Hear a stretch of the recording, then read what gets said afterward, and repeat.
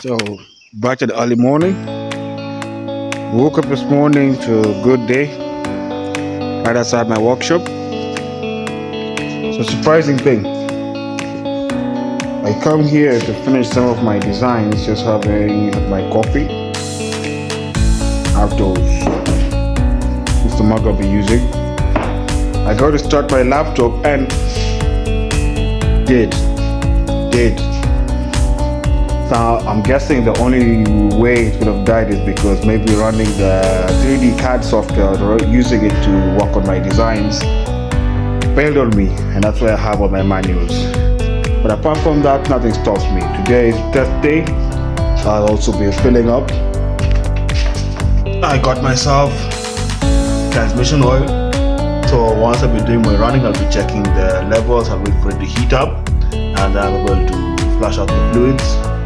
But I'll just take you around to my workshop. Yeah, so this is my workshop. It's not complete at the moment, but I have all the essentials I might need. I have my welding equipment right there. I have my orbital sander. I have a drill down there. I have special spare parts at the bottom there. I have a whole set of zip ties, battery water, brake fluids, solvents. I have carb clean. Anti-rust fluid, lubricants, coolants.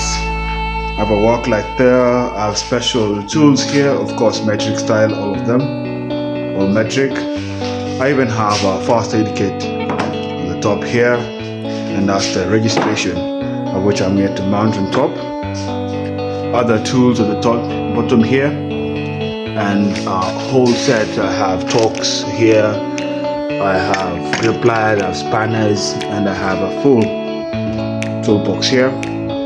I also have an air gun top there. I have a whole assortment of bolts and tools, bolts and then there's other parts that I could actually use. That's my old brake kit. I have a grinder here with a sanding disc which I'll be using for the bodywork. Cabinet full of equipment, and then at the back there I have storage for other tools. Apart from that, I'll be using 6 tension, so when I pull out the land at the front, I'm able to work from there. I also have a 50-liter compressor, which I'll be using to cleaning up and also opening holes, torques, and also for spray painting, doing all that. So yeah, this is the workshop, work desk. Hopefully I'll get my system running. My priority for today is getting the machine running. Today is running day. Sucks. That's my cat there, everything. So today is running day. Nice morning. Today is running day. Leslie is going to warm it up. And got some fuel. Today we'll be using a small bottle on the side to actually measure and see how much in a couple of minutes it does at idling, and how it performs when it heats up. So this engine, after I rebuilt it, I rebuilt the full top end, full gasket kit, new piston rings, and also I went down and went on the second set for the second grinding for the crankshaft. And I also modified the carb. That's a carb of a Peugeot 504, and it's designed to make it more fuel efficient. And it's actually fuel efficient. So this time I'll be using a fuel bottle. I'll put it on this side. I'll also be checking the plugs all the way through. I know that my distributor is clocked the right way, so the ignition will be okay. And on my Series 3, I'm not using a coil system, the bottle coil that's usually hanged on that side. I actually got an electronic ignition system, so to give it a stronger spark, so to help it burn. So apart from that, I also have there's an old classic fan, and the fan belt is pretty old, so you have to change. You can see it's already tearing off from this side. That fan will be removed. I'll put a viscous style fan with a 7-blade system, and I rebuilt the radiator so it doesn't have any leaks under pressure, and I'll open it up. So oh yeah, need to top it up. When it comes to the reason why I'm choosing the Series 3 Land Rover with the petrol engine is because of simplicity. It's just simple. There's nothing to break on this machine. I mean, once you do everything, you do all the checks correctly, everything is mint. I mean, it will run perfectly. However, it might consume a bit, but I'll know whatever, if I take it to the desert or anything, it will be running fine. Now, I mean, when I'm running in the desert and everything, what I'll actually do, there is enough space at the front here to add a secondary electric fan that will help with the cooling. Apart from that, some of the luxuries I also have on this particular Land Rover is I also have engine vacuum assisted brake system. So yeah, apart from that, I did my own miniature. You can see it repairs the bulkhead, and that's just reinforcement to make it sure, because this Series 3 Land Rovers are notorious for having rusty bulkheads. But surprisingly for me, in this Land Rover, I got away with that. There's not much rust, and I've been keeping it bone dry. Okay, let's fill it up and connect the battery and see how it goes. It's approximately, let's say, around 3 liters of petrol.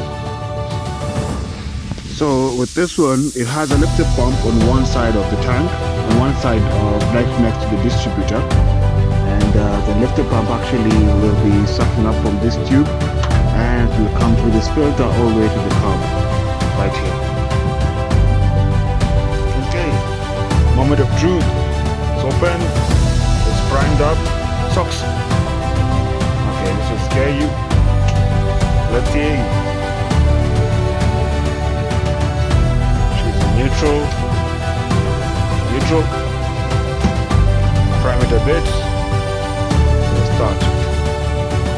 Yeah, first step didn't work. I think the terminal was a bit loose, but I know I have enough battery charge. She's primed, so maybe the starter solenoid is not correct. So I'll start up with the inside, and then I'll come here and jump these two leads, kind of like a cheat code, but that will help. One more thing I'll try and do, because it's been a while since I've started her. Yeah, right down there, I think you see there's a starter, so I'll just give it 2 knocks. Yeah, set it a bit loose. So this is the bending style. Okay, attempt number 2.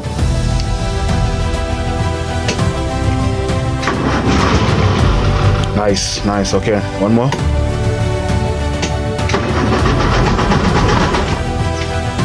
Okay, I think she's not primed. Almost.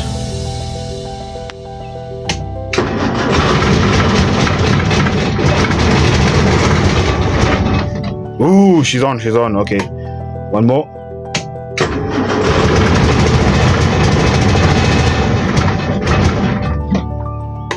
I think she's a bit too rich.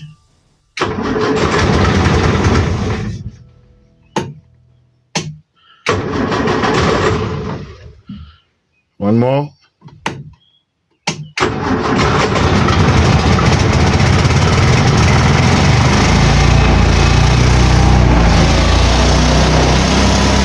She's alive.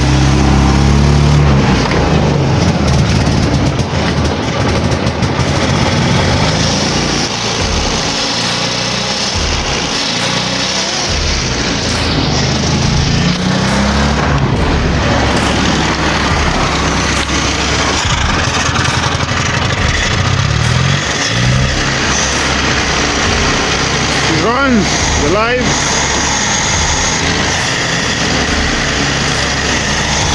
She smells a bit too rich, but let's give it some time. Let her warm up.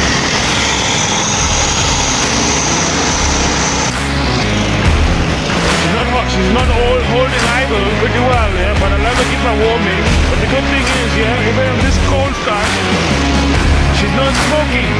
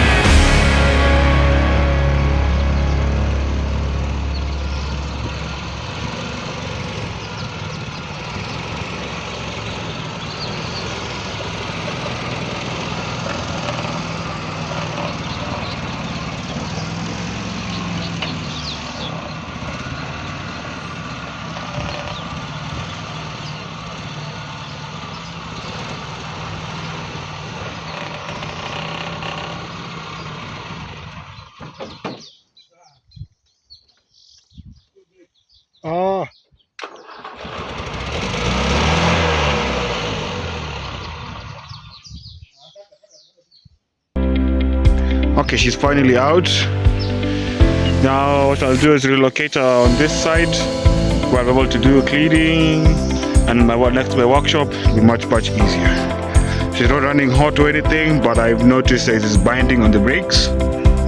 There's binding on the brakes, so I'll have to put down the stand again and do the checks. Okay, she's out in the sun.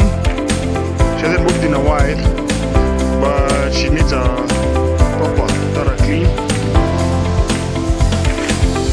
I'm hoping to get the pressure washer here soon so I can do a deep clean. This is a nice side of the body that I like. It has a tropical roof, you can see at the top. It's got a tropical roof. So the design is that it'll maintain the front tire front. Yeah, the hood. So yeah, keep it that way. Discovered one thing. Bottom, I got a leak on my brakes. Just on the front right, but it's one of the nipples. The bleeding nipple at the front is leaking.